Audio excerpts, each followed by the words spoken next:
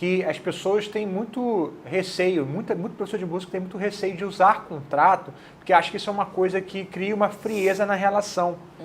Né? Pô, eu estou colocando contrato aqui, então o cara não vai querer assinar um contrato para ter aula. Só que contrato existe porque tem problema. É claro. Se não existisse problema nas relações humanas, né, não precisaria ter contrato. Então, quando você faz um contrato, nada mais é do que colocar às claras quais são as regras. Porque se você simplesmente, cara, quando você quiser desmarcar é assim, se você quiser fazer isso é aquilo, 2 semanas depois o cara já não lembra mais.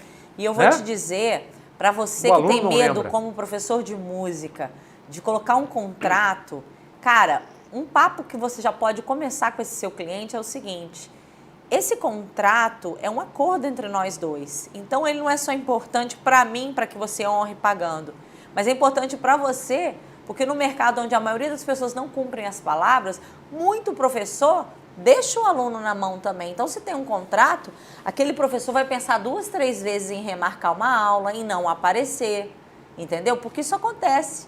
Mesmo o cara sendo um empreendedor, ele tem esse ranço do CLT, que é aquele ranço de falar que está passando mal, que tem um atestado. Mas, cara, ali quando você está empreendendo, não tem ninguém para te cobrir, ou não tem uma empresa nas suas costas. É você. Se o cliente se encher, o cliente vai embora e você vai ter um prejuízo direto. Então, o contrato é aquele princípio que a gente já está contando aqui para começar esse podcast. O contrato é de uma folhinha, tá? A gente sempre fala, não tem nada demais. É só colocar as regras para que o aluno saiba quais são, para que ele esteja de acordo, né? Caso ele não esteja de acordo com as suas regras, ele não vai assinar o contrato e vai fazer a aula. Mas, enfim, isso aconteceria sem contrato ou não. Então, é só você ler para o aluno tudo aquilo que você acredita que faz parte dos seus princípios, para que a relação seja sadia. Que a pior coisa que tem é, ao longo dos anos, você ter relações ruins com os alunos que atrasam pagamentos, que faltam aula sem avisar, querem repor em horário inadequado, porque você nunca colocou ali as regras antes.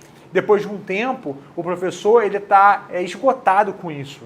Então, depois de 5, 10 anos, 15 anos dando aula, ele não aguenta mais dar aula. Por quê? Ele não se organizou ao longo do tempo. O contrato ele protege o professor, protege o aluno, ele é bom para as duas partes, porque há uma concordância ali. Mais uma vez, o que tem nesse contrato? É só estabelecer as regras para reposição, feriado, como que funciona, como que é pagamento. Se atrasar, você vai pagar uma multa. Uma das cláusulas que tem que ter no pagamento, uma das cláusulas que tem que ter no contrato na área de pagamento, que a maioria das pessoas não colocam, é o seguinte: lá dentro de pagamento, quando está lá fixado o valor, o contratante pagará o valor tal, pela aula tal, referente aos dias tais, nananã. Debaixo tem uma frase que ninguém usa, que deveria ter em todos os contratos, que é: a ausência das aulas não obsta do pagamento das mesmas. Sim. Porque muitos alunos, eu não sei porquê, as pessoas têm essa... Cara, até aluno, até médico, um cara que tem 3º grau, sabe?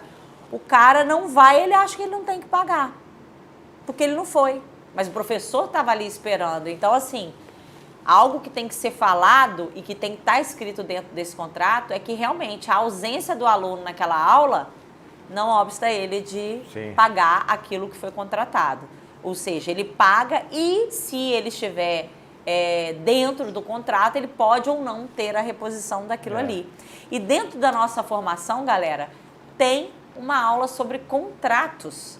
Ali eu falo de passo a passo como você montar o seu contrato, detalhes que tem que ter em cada parágrafo, que é importante para você, que é importante para o seu cliente. Já tem um modelinho pronto. A gente já tem um modelinho pronto. Então, se você tem interesse, entra em contato com a nossa equipe. Aqui você vai ter um formulário para preencher.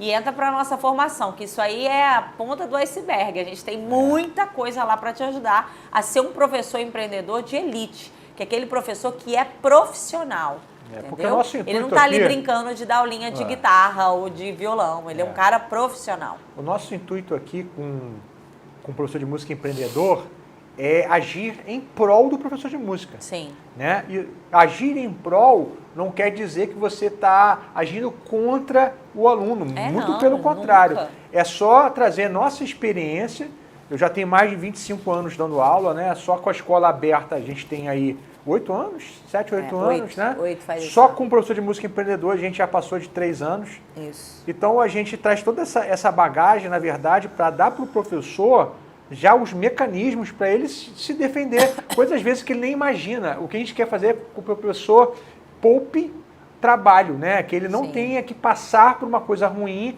para aprender. Então a gente já traz isso preparado para vocês.